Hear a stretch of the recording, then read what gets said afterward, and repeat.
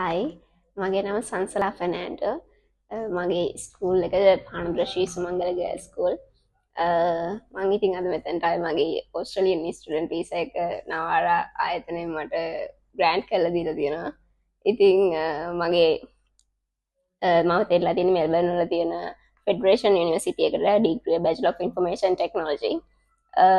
ඉතින් මම මේක ගැන කියනවා නම් ඇත්තටම කියන්න ඕනේ මම කලින් දැන් අවුරුදු දෙකමාරක් විතර තිස්සේ ඉඳන් ඕස්ට්‍රේලියාව යන්න මම try කරනවා. මගේ අන්තිමටම තියෙන එක තමයි මම IT ඩිප්ලෝමා එකක් කරා පියර්සන් 1 year ඩිප්ලෝමා එකක්. ඒක තමයි මගේ අන්තිමටම තියෙන්නේ qualification එකක් විදියට. ඉතින් මගේ age එක ඇවිල්ලා 22.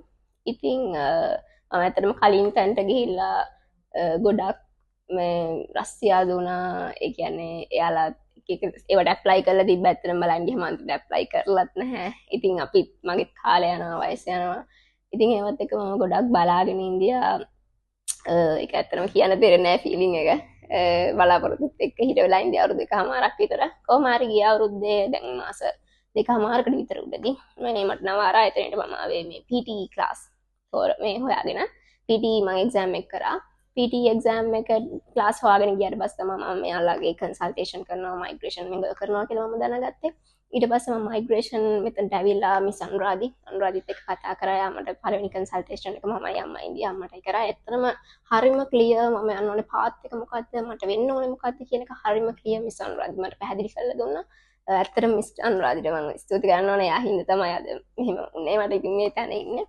ඉතින් ඊට පස්සේ යාලගේ ස්ටාෆ් එක හරිම ෆ්‍රෙන්ඩ්ලි. ඊට පස්සේ මිස්ටර් ප්‍රසාද් අපිට මමට විස්තර මේ අපිට ආයේ පැහැදිලි කරලා දුන්නා මගේ ෆයිනෑන්ෂල් බෑග්ග්‍රවුන්ඩ් එක ගැන හැම.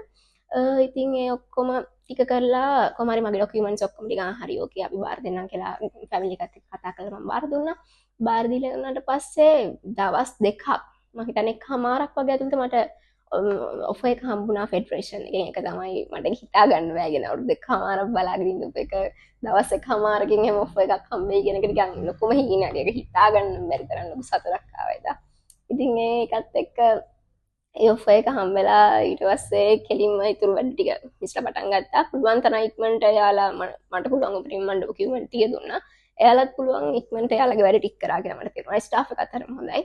ඉතින් ඔක්කොම ටික කරලා අන්තිමට බෑග්ග්‍රවුන්ඩ් ටික වෙන කරලා ඔෆර් එක අරගෙන COE එක අරගෙන කොහොම හරි වීසා එකත් මට පුළුවන් ඉක්මනට මගේ මුළු ප්‍රොසෙස් එකම මාස දෙකමාරක් වගේ ඇතුළත ඕස්ට්‍රේලියාව යනවා කියන එක හරිම අමාරුයි මේ ඉතින් මම හිතා ගන්න බැරුව ඉඳි. මටත් ඇත්තටම ඒ ගැන කියා ගන්න වචන නැති තරම් ස්තුති කරන්න ඕන නවර ආයතනයේ ඔක්කොටම මිස්ටර් ප්‍රසාද් ඒ වගේම මිස් අනුරාධි ඔක්කොටම ඇත්තටම ගොඩක් thank you හැමෝටම.